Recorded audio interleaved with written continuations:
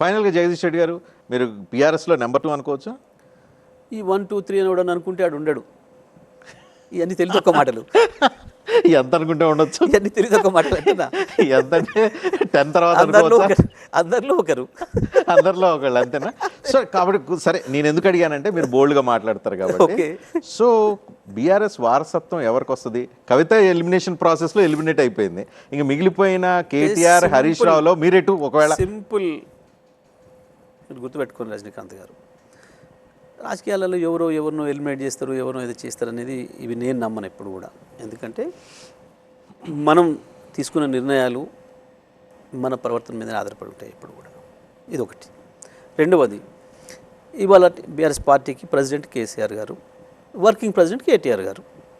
Simple, వాళ్ళ డైరెక్షన్లోనే పనిచేస్తారు ఎవరైనా. సో నెక్స్ట్ ఎవరంటే సింపుల్, నేను ఏమంటున్నా, president KCR, working president KTR.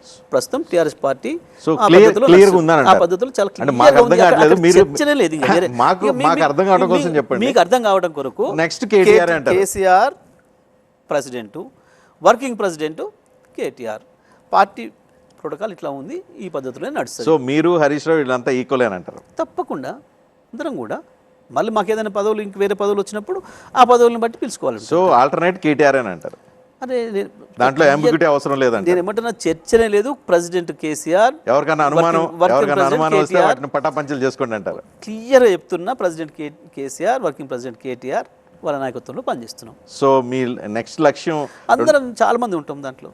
Next లక్ష్యం 2028 మళ్ళీ అధికారంలో రావడమే కదా? 100% కేసీఆర్ ముఖ్యమంత్రి అవుతారు. కేటీఆర్ కాదు, కేసీఆర్ ముఖ్యమంత్రి అవుతారు. కేటీఆర్ కాదు, మళ్ళీ నేను స్పెసిఫై చేశాను, కేసీఆర్ ముఖ్యమంత్రి అవుతారు. సో కేసీఆర్ని ముఖ్యమంత్రిని చేయడం కొరకే మేమందరం పనిచేస్తున్నాం. కేటీఆర్ కూడా దాని కొరకే పనిచేస్తున్నాడు. ప్రజలు కూడా దాని కొరకే ఎదురు చూస్తున్నారు.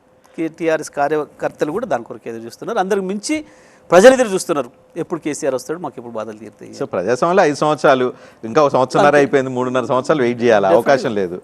మీ పార్టీలో ఇంకొంతమంది ఏమైనా వెళ్తారా, ఉంటారా, వస్తారా, ఏంటి? చాలా పార్టీలలో కూడా చాలా మంది పోతుంటారు, వస్తుంటారు. సో వెళ్ళిపోయిన వాళ్ళ గురించి వరీ లేదు. చాలా పార్టీలు వెనక్కి వస్తామంటే తీసుకుంటారు. చాలా పార్టీలు, అధికార పార్టీలు ఉన్న వాళ్ళు కూడా చాలా చోట్ల వెళ్ళిపోతున్నారు, పోతారు, వస్తారు. సో బీఆర్ఎస్లోకి నుంచి వెళ్ళిపోయి పార్టీలలో నుంచి వెళ్ళిపోవడాలు రావడాలు ఒక్క టీఆర్ఎస్ పార్టీకి మాత్రమే పరిమితమై లేవు.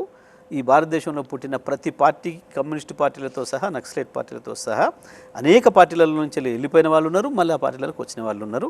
టీఆర్ఎస్ కూడా దాని భిన్నం కాదు.